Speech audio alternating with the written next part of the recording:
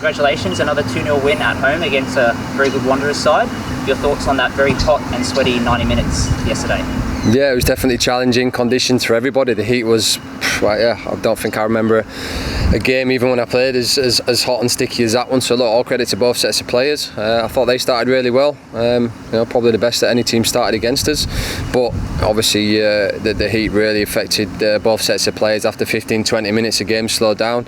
Then there was a drinks break, so obviously that stopped the flow of the game a little bit. But I thought, if we got through to half time and regrouped, I knew that the second half, the impact the subs could make when they came on, and we were creating opportunities a lot in the first half, and if we carried on doing that in the second half, law of averages are, keep creating chances, hopefully you score some goals. And really happy for Sai to get his first goal. It was a fantastic finish, and yeah, for Ollie on his 100th game to pop up at the end with that one, which he's been very close to quite a few occasions this season. Really happy with the clean sheet, and really proud of the boys again. Often in football, you'll look at goals that are scored, and that becomes the main point. But I just want to highlight the back five. We've got a very young back four. Kai Rolls is the oldest at 23, which really speaks volumes. Just your thoughts and comments on what's becoming quite a good little partnership at the back there between the five of them.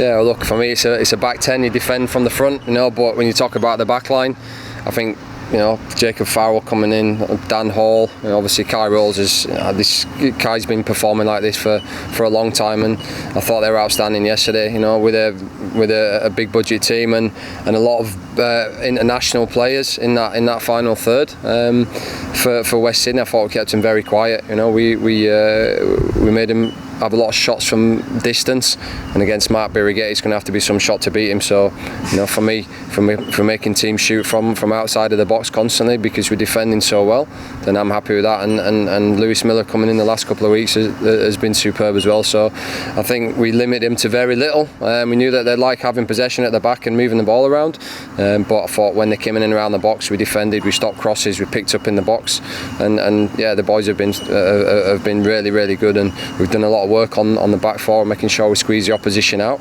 and with Beers behind there, didn't have much to do in the game.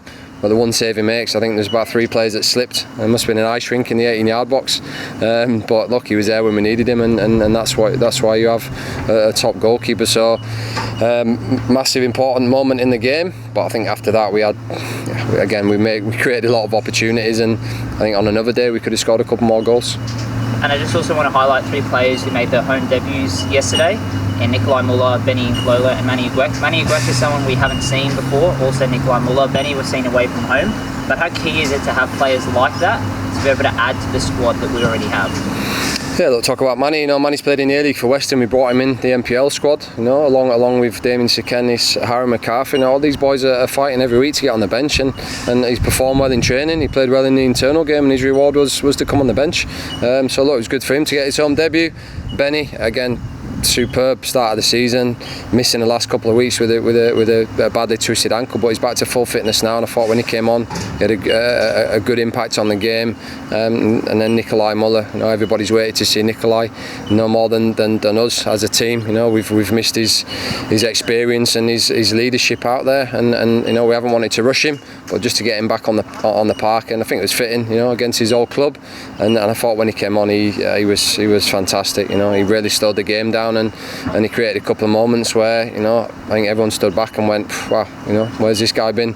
What a signing, and again we know that we've got to be patient with him and build him up to fitness now. But look, we've got a competition for places now, just to get on the bench. Everybody's going to have to fight and not rest and think that they can be too comfortable. And there is no rest. Of course, we have a quick turnaround for Tuesday night's FFA Cup quarter-final against RPA Leichhardt. 2 days is not a lot of time between football matches. Any thoughts on rotating the squad, or what are your plans really for Tuesday night's match? Yeah, so look, we're in today. We'll obviously review the video from yesterday's game. A couple of boys get massage, ice baths and recover. There'll be another group that didn't play yesterday that'll do a little bit of training, make sure everybody's raring to go, and yeah, we'll dust everybody down, and 48 hours from now is a long time. So we'll come in tomorrow and we'll pick a team. So look, there might be a couple of changes coming in, freshen people up after a heavy period, but we'll definitely go into the game as strong as we can and look to go there and get a result.